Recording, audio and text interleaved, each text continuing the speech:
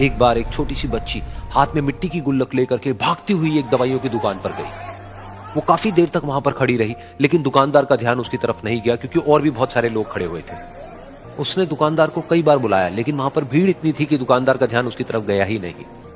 और फिर उस बच्ची को थोड़ा सा गुस्सा आया तो उसने अपनी मिट्टी की गुल्लक लेकर के वहीं काउंटर पर जोर से रख दी, जिसके बाद में जो दुकानदार था और जितने भी लोग खड़े थे वो सब उस बच्ची की तरफ देखने लग गए। और फिर उस दुकानदार ने उस बच्ची से पूछा, बेटे आपको क्या चाहिए?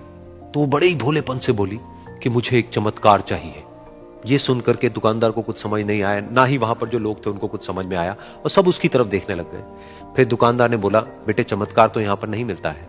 तो बच्ची को लगा कि वो उससे झूठ बोल रहा है, तो बच्ची ने कहा कि मेरी गुल्लक में बहुत पैसे हैं, आप बताओ आपको कितने पैसे चाहिए, लेकिन मैं आज यहां से चमत्कार लेकर के ही जाऊंगी। तो वहीं काउंटर पे एक और आदमी खड़ा था, उसने उस बच्ची से पूछा कि बेटे क्यों चाहिए तुमको चमत्कार? तब उस बच्ची ने अपनी कहानी बताई कि अभी कुछ दिन पहले मेरे भाई के सर में बहुत तेज दर्द हुआ, तो मेरे पापा मम्मी उसको हॉस्पिटल ले गए। उसके बाद कई दिन तक मेरा भाई घर नहीं आया। तो मैंने कई बार अपने पापा से पूछा, लेकिन उन्होंने मुझे कुछ नहीं बताया। उन्होंने बार बार यही कहा कि वो आ जाएगा, वो कल आ जाएगा, वो कल आ जाएगा, लेकिन वो आ ही नहीं रहा था। तो मैंने देखा कि मम्मी रो रही है। अब पापा मम्मी को कह रहे थे कि उसकी दवाइयों के लिए और उसके इलाज के लिए जितने पैसे चाहिए उतने मेरे पास में नहीं है, अब उसको कोई चमत्कार ही बचा सकता है। तब मुझे लगा कि अगर मेरे पापा के पास में इतने पैसे नहीं भी हैं तो क्या हुआ, मेरे पास में तो है। तो मैंने जितने भी पैसे जोड़ रखे हैं वो सारे लेकर के मैं इस दवाई की दुकान पर आई। फिर उस आदमी ने उस बच्ची से पूछा, कितने पैसे हैं तुम्हारे पास में? ये सुनते ही उस बच्ची ने अपनी गुल्लक उठाई, जमीन पर फेंकी और तोड़ दी और पैसे गिनने लग गई। बाकी सब लोग खड़े होकर के उसको देख रहे थे। थोड़ी देर बाद उसने सारे पैसे अपने हाथ में इकट्ठे किए और बोली, मेरे पास में पूरे 19 रुपए हैं। वो जो आदमी वहां पर खड़ा था वो थोड़ा सा मुस्कुराया और बोला कि अरे तुम्हारे पास में तो पूरे पैसे हैं, इतने का ही तो आता है चमत्कार। ये सुनकर के वो बच्ची बहुत खुश हो गई और बोली कि चलो मैं आपको अपने पापा से मिलवाती हूं।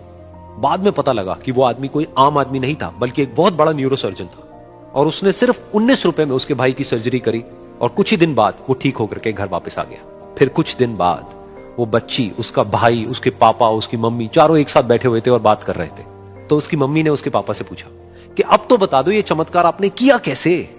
तो उन्होंने अपनी बेटी की तरफ देखा और बोले, ये चमत्कार मैंने नहीं, इसने किया है।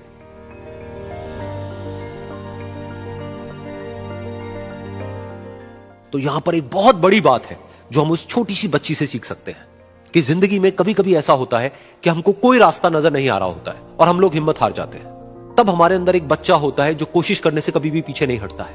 वो हार मानने को तैयार नहीं होता है क्योंकि उसको ना शब्द समझ नहीं आता है। वो बच्चा जिसके लिए कुछ भी नामुमकिन नहीं है, क्योंकि वो हर हाल में कोशिश करता ही रहता है।